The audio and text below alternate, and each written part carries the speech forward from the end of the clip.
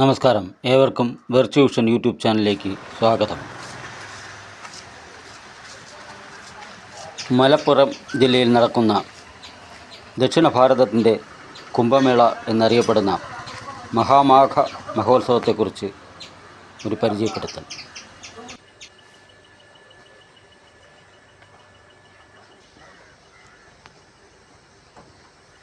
മനോഹരമായ നിളാതീരം മനസ്സിനും ശരീരത്തിനും കുളിർമയേകുന്ന ഒരു കാഴ്ചയാണിത്.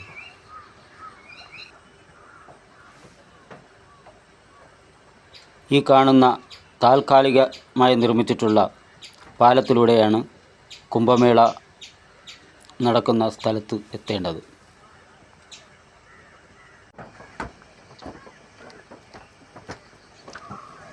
നമ്മുടെ മുന്നിൽ കാണുന്നതാണ് നീളാതീരത്തെ സ്നാനഘട്ട്. അതിനടുത്ത് തന്നെയായി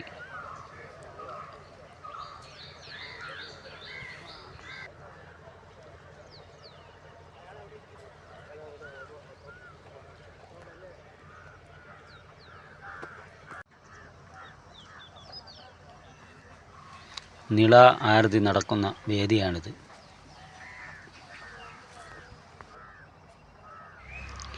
നിള ആരതി നടക്കുന്ന വേദിക്ക് എതിർവശത്തായി ആ വെളിച്ചം തെളിയുന്നതാണ് നാവാമുകുന്ദ ക്ഷേത്രം.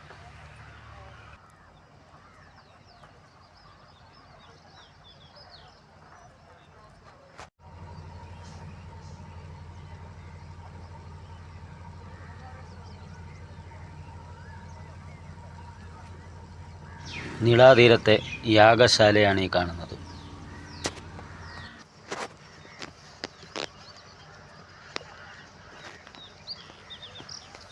നിളയിൽ സ്നാനം ചെയ്ത് ഇതുവഴി ത്രിമൂർത്തി സംഗമസ്ഥലത്ത് എത്തിച്ചേരാം. നിളയുടെ തെക്കുവശത്തായി തവനൂർ ചെറുനാവായ ശിവക്ഷേത്രവും ക്ഷേത്രത്തിന് കിഴക്കുവശത്തായി ബ്രഹ്മക്ഷേത്രവും നമുക്ക് കാണാം. ശിവക്ഷേത്രത്തിനടുത്തായി ഒരു ആൽമരവും ആരതി മണ്ഡപവും യാഗശാലയും നമുക്ക് കാണാം. ശിവക്ഷേത്രത്തിനടുത്ത് അന്നദാന മണ്ഡപവും ഉണ്ട്.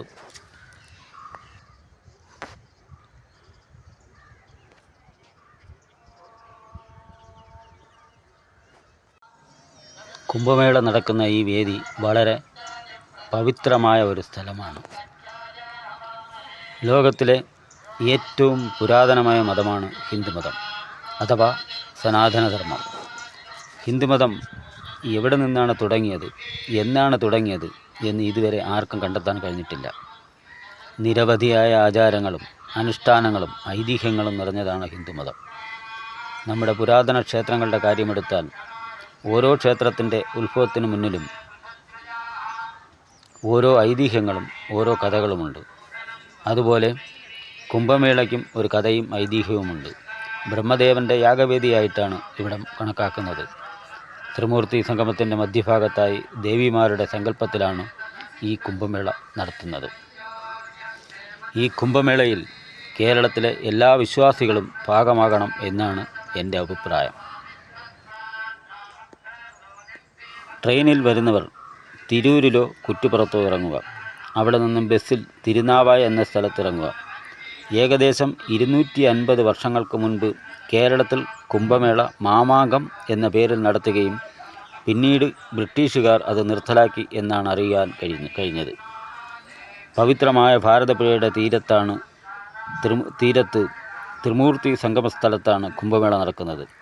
ഭാരതപ്പുഴയുടെ വടക്കുവശത്ത് നാവാമുകുന്ദ ക്ഷേത്രവും തെക്കുവശത്തായി തവനൂർ ശിവക്ഷേത്രവും ബ്രഹ്മക്ഷേത്രവുമാണ് സ്ഥിതി ചെയ്യുന്നത്.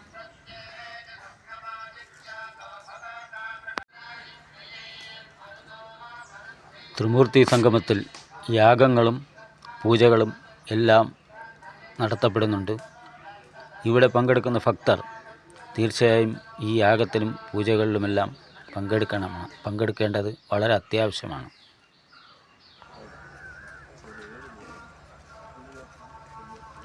നമ്മളിപ്പോൾ ചെറുനാവായ തവനൂർ ശിവക്ഷേത്രത്തിൽ എത്തിച്ചേർന്നിരിക്കുകയാണ്. വളരെ പ്രധാനപ്പെട്ടതും വളരെ പുരാതനവുമായ ഒരു ക്ഷേത്രമാണ് തവനൂർ ശിവക്ഷേത്രം. ഈ ശിവക്ഷേത്രത്തിൽ പരമശിവൻ പാർവതി സമേതനായി കുടികൊള്ളുന്നു. കൂടാതെ ഗണപതി ഭഗവാനും ഉണ്ട്. ക്ഷേത്രത്തിൽ നന്ദീശ്വരൻ സാധാരണ ക്ഷേത്രത്തിലെ പോലെയല്ല ക്ഷേത്രത്തിനകത്ത് തെക്കുവശത്തായി നിലകൊള്ളുന്നു. ശിവക്ഷേത്രത്തിന് കിഴക്ക് ഭാഗത്ത് അല്പം മാറി ബ്രഹ്മദേവൻ്റെ ആലയവും നമുക്ക് കാണാം.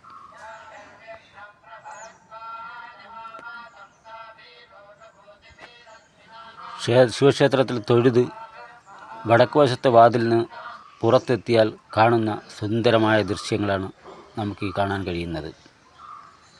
വളരെ മനോഹരമായ നിളയുടെ ദൃശ്യങ്ങൾ നമുക്ക് ഇവിടെ നിന്ന് വീക്ഷിക്കാൻ കഴിയും.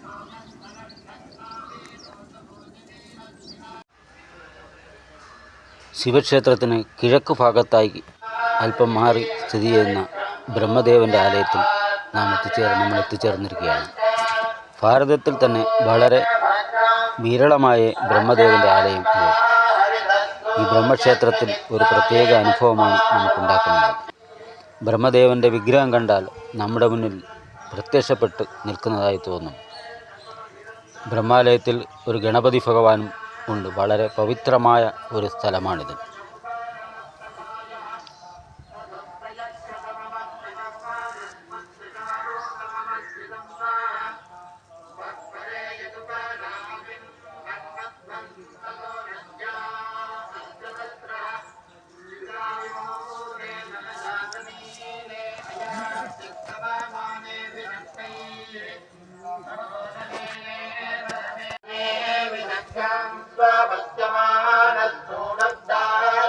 കുംഭമേളയിൽ പങ്കെടുക്കുന്നവർ ഈ 3 ക്ഷേത്രങ്ങളും സന്ദർശിച്ചിരിക്കണം. നമ്മുടെ ഭാരതത്തിൽ തന്നെ ഇതുപോലൊരു പുണ്യസ്ഥലം വളരെ വിരളമായി കാണാൻ കഴിയും. ത്രിമൂർത്തികളായ ബ്രഹ്മ വിഷ്ണു മഹേശ്വര ക്ഷേത്രങ്ങൾ ഇത്രയും കൃത്യമായി ഒരു സ്ഥലത്ത് സ്ഥിതി ചെയ്യുന്നത് തന്നെ ഇതിൻ്റെ ഒരു പ്രത്യേകതയാണ്. കുംഭമേളയിൽ പ്രധാനമായും നിളാസ്നാനവും നിളാ ആരതിയും പ്രധാനപ്പെട്ട ചടങ്ങുകളാണ്.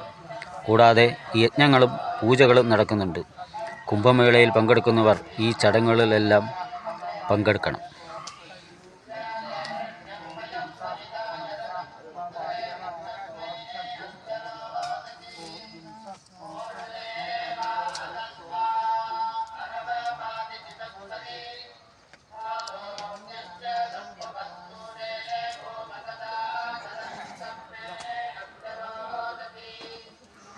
മന്ത്രോച്ചാരണത്തോടുകൂടിയ നിളാസ്നാനവും നിള ആരതിയിലും ഭക്തർ കൃത്യമായി പങ്കെടുക്കണം. അതിൽ നമുക്കൊരു പ്രത്യേക അനുഭൂതിയാണ് നമ്മൾ ഉണ്ടാക്കുന്നത്.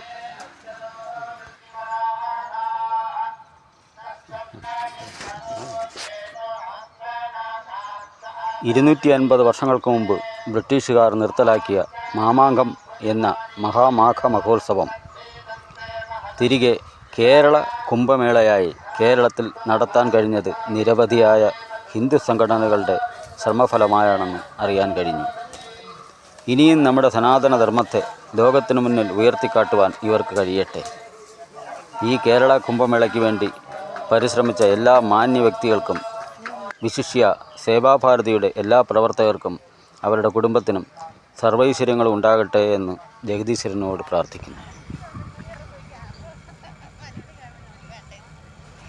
മന്ത്രോച്ചാരണങ്ങളോടുകൂടിയ പുണ്യസ്നാനം കഴിഞ്ഞിരിക്കുകയാണ്. അത് കഴിഞ്ഞ് എല്ലാവരും നവാമുകുന്ദ ക്ഷേത്രത്തിലോട്ട് പോകുന്ന ദൃശ്യങ്ങളാണ് നമുക്കിവിടെ കാണാൻ കഴിയുന്നത്. നമുക്കും നവാമുകുന്ദ ക്ഷേത്രത്തിലോട്ട് യാത്ര തിരിക്കാം.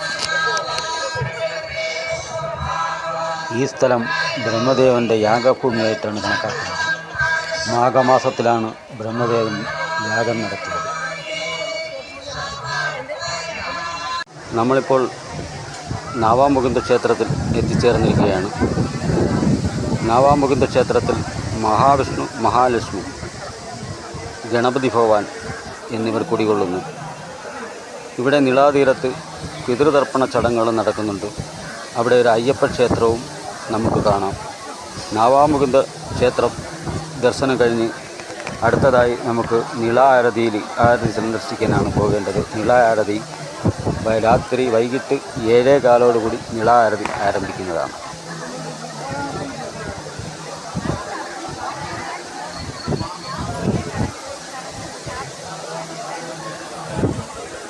വളരെ പുരാതനവും വളരെ ഭംഗിയുള്ളതുമായ ഒരു ക്ഷേത്രമാണ് നവാമുകുന്ദ ക്ഷേത്രം.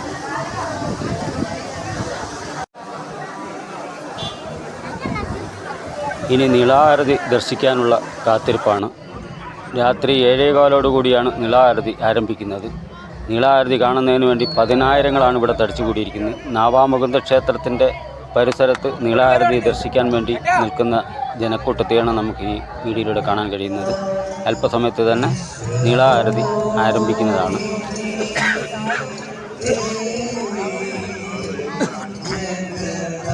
നിളാരതി ഏകദേശം 1 മണിക്കൂറിന് പുറത്തുള്ള ഒരു ചടങ്ങാണ്.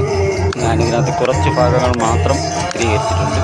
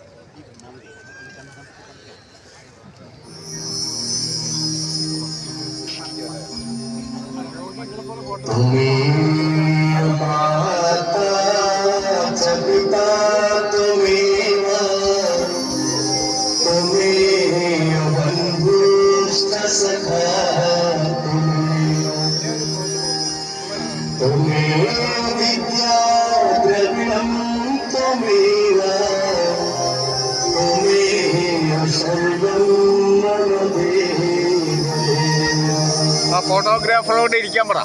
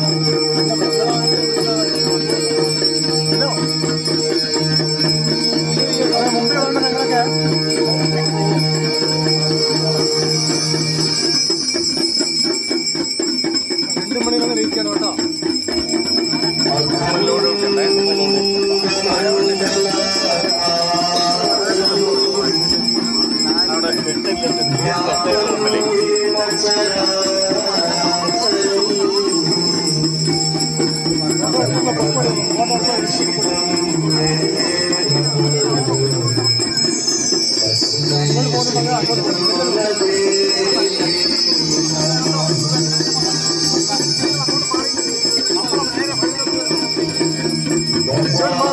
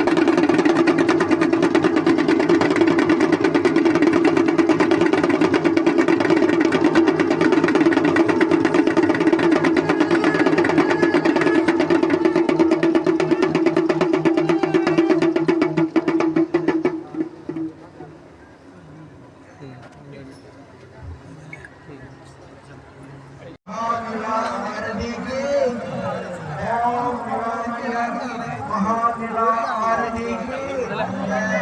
ओम निला मैया की महानिला आरती की जय।